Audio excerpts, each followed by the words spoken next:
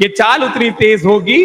तो जैसा मैंने कहा, जो न सिर्फ गीत लिखते हैं, जो न सिर्फ फिल्मों के गाने लिखते हैं, आजकल हमारे ऐसे इतिहास जिसमें काफी कुछ सुधरा नहीं है को अपने मोनोलॉग से सुधारने वाले मनोज मुंतशिर शुक्ला का एक बार फिर से जोरदार तालियों के साथ संवाद, अमर उजाला संवाद उत्तर प्रदेश लखनऊ 2025 के मंच पर स्वागत। और मीनाक्षी, अब मैं वो दीवार नहीं बनता जिसको कई बार अपने शब्दों में मनोज जी तोड़ते रहे हैं आप दोनों के बीच में।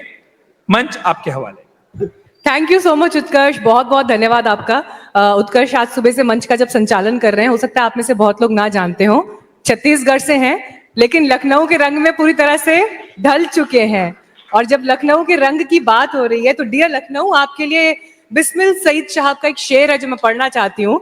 मनोज जी की मौजूदगी में ये गुस्ताखी कर रही हूँ, लेकिन शेर है, किया तबाह तो दिल्ली ने भी बहुत बिस्मिल। मैं दिल्ली से आती हूँ। किया तबाह तो दिल्ली ने भी बहुत बिस्मिल, मगर खुदा की कसम लखनऊ ने लूट लिया। अब देखिए, लखनऊ ने लूट लिया ये बात हो रही है, लेकिन लखनऊ में अमर उजाला संवाद की इस महफिल को लूटने के लिए मंच पर मनोज मुंतशिर शुक्ला हमारे साथ हैं। मनोज जी, पहले तो बहुत बहुत स्वागत है आपका अमर उजाला संवाद में। बहुत आभार, बहुत धन्यवाद आपका।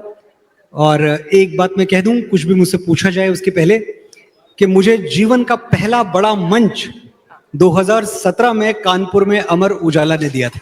क्या बात है, life comes to full circle. Life comes full circle. और मैं आज तक इस बात के लिए ऋणी हूं कि पहली बार जब मेरे सामने हजारों अच्छे सुनने वाले, हजारों प्रबुद्ध श्रोता और उनके बीच में मुझे कुछ बोलने का अवसर मिला, तो वो अमर उजाला के बगैर संभव नहीं था। अमर उजाला का दिल से, हृदय से आभार।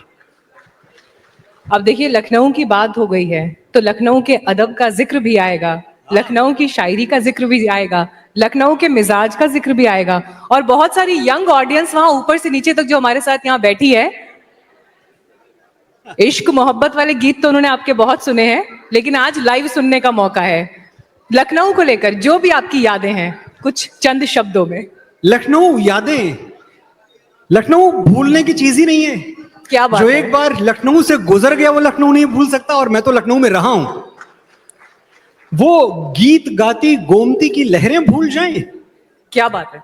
वो गीत गाती गोमती की लहरें भूल जाएं, कैसे अमीनाबाद की दोपहरें भूल जाएं।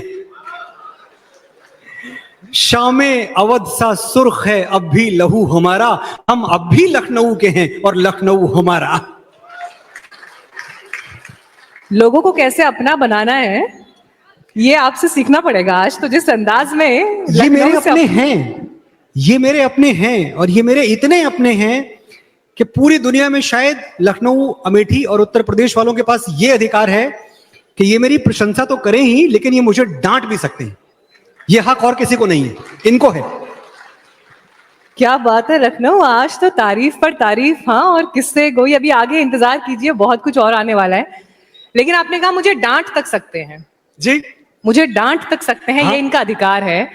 अब हालांकि मैंने सोचा था इस बात को मैं आगे लेकर आऊंगी, लेकिन अब यहीं से शुरुआत हो जाए। लाइफ की सबसे बड़ी कंट्रोवर्सी आदिपुरुष, सबसे बड़ी controversy. What is life after that? उसके बाद जिंदगी ने क्या क्या मोड़ लिए, कहां से गुजरी, क्या सिखाया, क्या सीखा, और क्या अब हमेशा साथ रहेगा? There is nothing called a bad experience in life. कोई तजुर्बा बुरा नहीं होता, हर तजुर्बा अच्छा होता है। आदिपुरुष एक गलती थी, आदिपुरुष एक भूल थी। एक ऐसी भूल जिसके लिए मुझे मेरे देश ने, मुझे भारतवर्ष ने, अवध की इस मिट्टी ने बहुत बड़ा दिल दिखाते हुए माफ कर दिया। अब आज अगर आप मुझसे पूछेंगे तो मुझे सिर्फ ये लगता है कि मैं क्या याद रखूं। मैं ये याद रखूं कि मुझ पे कितने पत्थर फेंके गए, या फिर मैं ये याद रखूं कि कैसे इतनी सारी गलतियों के बावजूद इन लोगों ने मुझे फिर से गले से लगा लिया, फिर से अपना लिया। तो अब तो बस यही याद है। और होता है शायद कि तेरी आंखों के दरिया का उतरना भी जरूरी था, मोहब्बत भी जरूरी थी, बिछड़ना भी जरूरी था। तो मेरे जीवन में शायद आदिपुरुष भी जरूरी थी, ताकि मैं सबकी कदर कर पाऊं, मैं सही और गलत समझ पाऊं, मैं ये समझ पाऊं दोस्त कौन है, दुश्मन कौन। मैं ये जान पाऊं कि जो लोग आपके साथ भीड़ बन के आते हैं वो एक तरफ, लेकिन जो लोग आपको कभी फोन नहीं करते, आपके बुरे वक्त में आपके साथ पिलर की तरह खड़े हो जाते हैं। एक जरा सी बात पे बरसों के याराने गए, एक जरा सी बात पे बरसों के याराने गए, ये भी चलो अच्छा हुआ कुछ लोग पहचाने गए। आज मैं अपने आप को ज्यादा मजबूत पाता हूं, ज्यादा सुदृढ़ पाता हूं, और इस बात के लिए मैं अपने देश से पहले भी वादा कर चुका हूं, वो वादा मैं आज फिर दोहरा रहा हूं कि मैं जीवन में ऐसा कुछ नहीं करूंगा जिससे मेरी मिट्टी का, मेरे अवध का, मेरे लखनऊ का सर नीचा हो। कोशिश करता रहूंगा कि जो करूं अच्छा करूं, आपका सर बुलंद रहे। Actually it takes a lot of courage.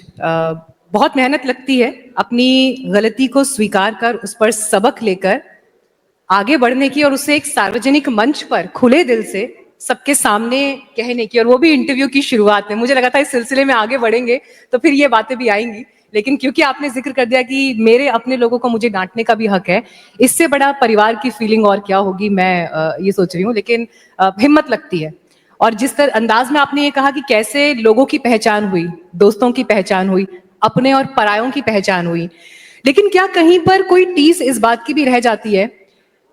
बहुत से गीत और भी लिखे जा रहे थे, बहुत से गीत और भी लिखे जा रहे थे, इसी फिल्म के गीत चार्ट बस्टर में टॉप कर रहे थे, लेकिन शायद उस आलोचना के आगे प्रभु श्री राम पर जो गीत रचे गए, लिखे गए, उस शोर के नीचे वो दब गए।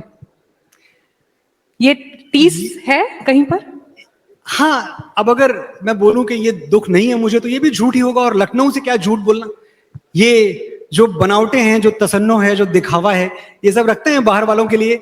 आपसे तो खुल के ही बात करूंगा। इसका दुख हमेशा रहा कि ठीक है, मैंने संवाद लिखे थे फिल्म के, वो खराब थे, और मैं फिर कह रहा हूं वो खराब थे, वो गलत थे, वो अशोभनीय थे।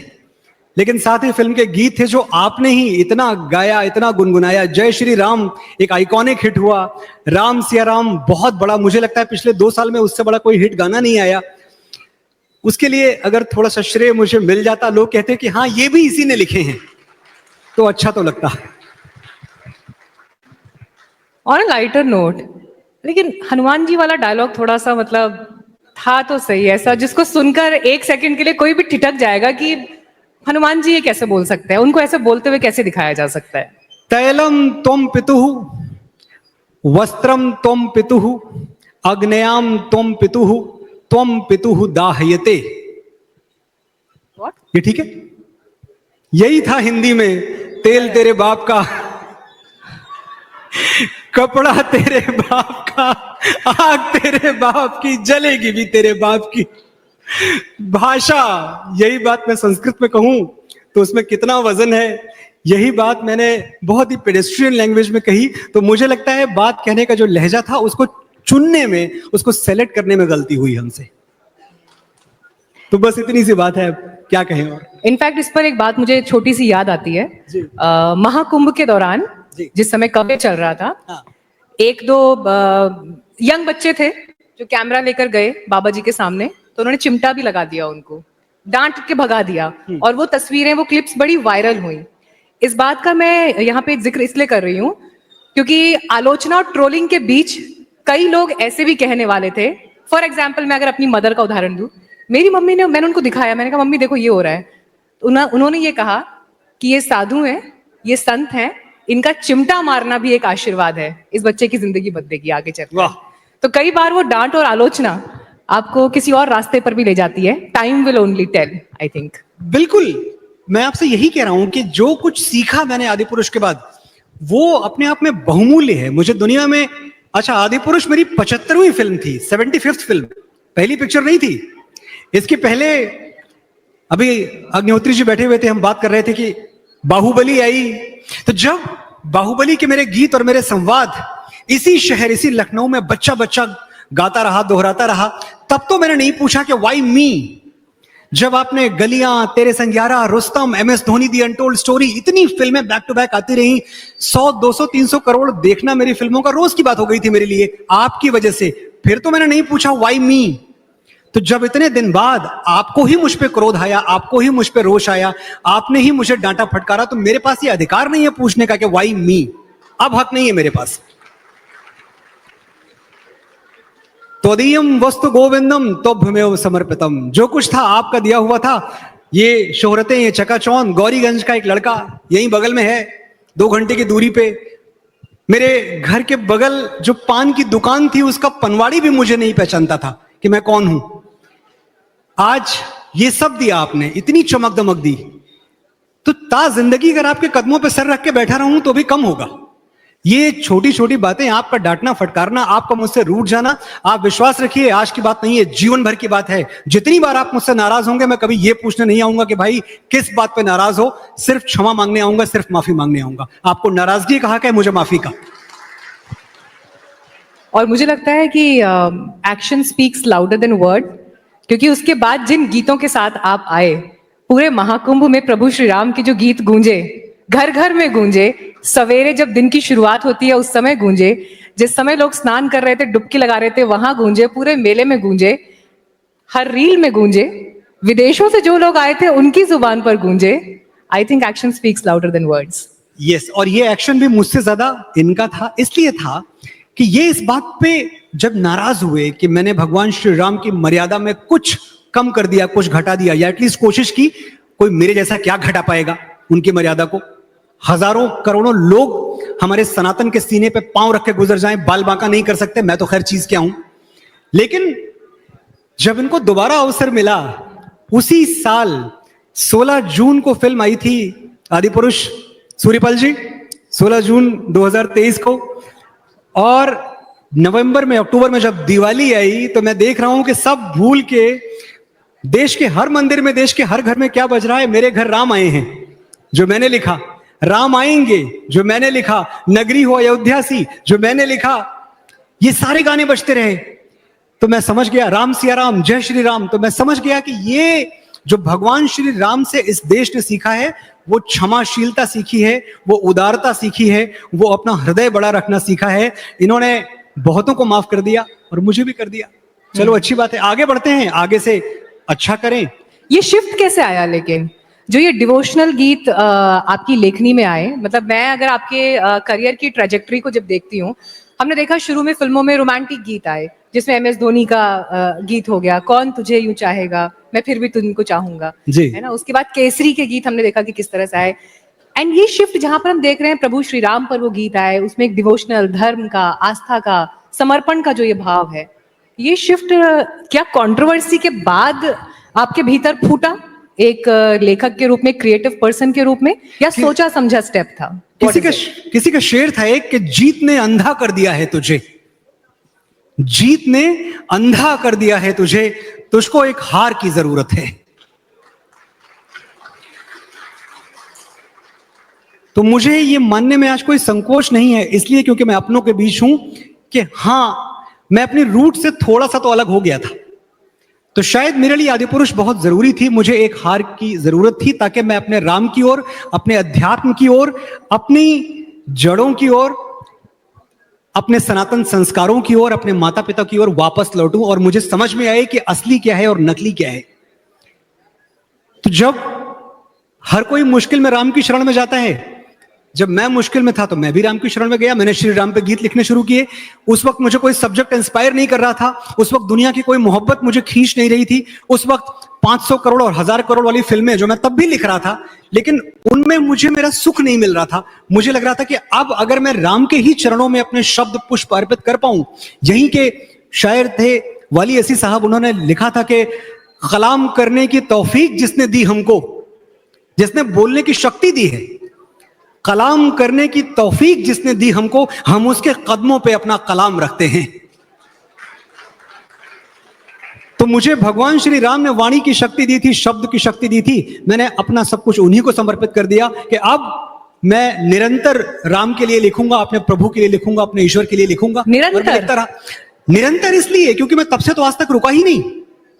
अगर आप देखें तो शायद मेरे सिवा आपको यह कहीं कोई ट्रेजेक्टरी नहीं मिलेगी कि आदिपुरुष तक मैं सिर्फ फिल्मों के गाने लिखता था और बड़ी बड़ी फिल्मों के गाने लिखता था। आदिपुरुष के बाद मैंने भजन लिखने शुरू किए और 1100 रुपए में, कितने में, 1100 रुपए में, जब बड़ी बड़ी फिल्मों के प्रोड्यूसर्स लाखों और मैं कहूं तो करोड़ों के चेक्स लिए मेरे पास थे। उस वक्त मैंने कहा मैं 1100 रुपए में भजन लिखूंगा, वो 1100 रुपए इसलिए क्योंकि कॉन्ट्रैक्ट के लिए एक वैल्यू की जरूरत है, बिना आप 0 रुपीस का कॉन्ट्रैक्ट नहीं कर सकते। क्योंकि अगर अच्छा लिखने वाले, जिनको शायरी की समझ है, जिनको कविता की समझ है, अगर वो भजन नहीं लिखेंगे, अगर वो डिवोशनल गाने नहीं लिखेंगे, तो ये बात बड़ी कैसी होगी, ये बात दूर तक पहुंचेगी कैसे। तो मेरे सामने हमेशा 2 रास्ते थे कि अपनी लोकप्रियता को आप कैसे भुनाएं। अपनी लोकप्रियता को आप अपने निजी फायदे के लिए, निजी हित के लिए भी भुना सकते हैं, और एक बड़े कॉज के लिए, सनातन के लिए भी भुना सकते हैं। तो मैंने अपनी लोकप्रियता का फायदा अपने सनातन को और मजबूत करने के लिए उठाया, आज भी उठा रहा हूं। जय श्री राम, जय जय श्री राम। हर हर महादेव से अभी जय जय श्री राम। यहाँ आज मंच में पूरा एकदम धार्मिक माहौल हो गया है, लेकिन खैर खूबसूरती इसी बात की है कि आपके संवाद के बीच में भी आपकी आस्था से जुड़े हुए विषय जब आते हैं और उसकी गहराई पर ले जाने वाले अगर सेशंस चल रहे हो तो सबके लिए वो एक बेहतर परिस्थिति है। लेकिन लेखन की जब बात हो रही है, और बहुत सारे यंग बच्चे भी हैं यहाँ पे, मैं देख रही हूँ ऊपर जितने लोग भी बैठे हुए हैं, आपके ही सवाल जो है मैं पूछने वाली हूँ, तो आपके ध्यान के लिए गुजारिश कर रही हूँ, जरा इधर ध्यान दें। लेखन की जब बात आती है, लिखता क्यों है कोई? कहाँ से ये इंस्पिरेशन आती है कि ये मुझे अपने थॉट्स को गीत के स्वरूप में, शायरी में, कविता के रूप में लिखना है? लिखना कहाँ, कब आकर जरूरी हो जाता है? एक बहुत बड़ी अमेरिकन पोइट थी, आप सबने उनको पढ़ा होगा, एमिली डिकिंसन। एमिली डिकिंसन ने कहीं लिखा है, poetry is nothing but a dictation by God. तो अगर गॉड डिक्टेशन दे दे तभी लिखो, वरना लिखो मत। अगर आपको लगता है कि मुझे लिख के कुछ साध लेना है, कुछ पा लेना है, कुछ हासिल कर लेना है, चकाचौंध, ग्लैमर, ये सब वजहें अगर आपके पास हैं, तो लिखने की इससे गलत कोई वजह नहीं हो सकती। लिखने की सिर्फ एक वजह होनी चाहिए कि आपके पास कुछ कहने को है, वो आपके अंदर उबल रहा है, आपसे रोका नहीं जा रहा, अब आपको लिखना है। Poetry is nothing but a dictation by God. Baba Tulsidas कहते हैं कि कवित्व विवेक एक नहीं मोरे, सत्य कहूं लिख कागद कोरे। युग का महानतम कवि ये कहता है कि मुझे तो कविता करनी ही नहीं आती, जो राम ने लिखवाया मैंने लिख दिया, और ये बात मैं कोरे कागज पर लिख के दे सकता हूं। तो जब गॉड डिक्टेशन देता है तभी कोई फैज अहमद फैज लिख पाता है कि मुझसे पहले सी मोहब्बत मेरे महबूब न मांग। ऐसे नहीं लिख सकते आप। मैंने समझा था कि तू है तो दरख्शां है हयात, तेरा गम है तो गमे दहर का झगड़ा क्या है, तेरी सूरत से है आलम में बहारों को सबात, तेरी आंखों के सिवा दुनिया में रखा क्या है। क्या बात है। जब तक गॉड डिक्टेशन न दे, कोई साहिर बन के बैराग नहीं लिख सकता कि ये महलों, ये तख्तों, ये ताजों की दुनिया, ये इंसान के दुश्मन समाजों की दुनिया, ये दौलत के भूखे रवाजों की दुनिया, ये दुनिया अगर मिल भी जाए तो क्या है। अगर गॉड डिक्टेशन ना दे तो कोई नरोत्तम दास ये नहीं लिख सकता कि मेरे हिये हरि के पद पंकज, 12,000 ल देख परीक्षा, औरन को धन चाहिए बावरी, ब्राह्मण को धन केवल भिक्षा। अगर गॉड डिक्टेशन न दे, अगर परमात्मा आपका हाथ पकड़ के आपसे ना लिखवाए, तो कोई शेक्सपियर नहीं लिख सकता। टू बी और not to be, that is the question. और जब वो डिवाइन ब्लेसिंग होती है तो वही मनोज मुंतशिर शुक्ला लिखते हैं, मेरा वचन ही है मेरा शासन। मेरा वचन ही मेरा शासन है। जब तक तुम मेरे साथ हो, मुझे मारने वाला कोई पैदा नहीं हुआ मामा। औरत पर हाथ डालने वाले की उंगलियां नहीं काटते, काटते हैं उसका गला। शायद ये सब ईश्वर का लिखवाया हुआ है, तभी लिख पाया।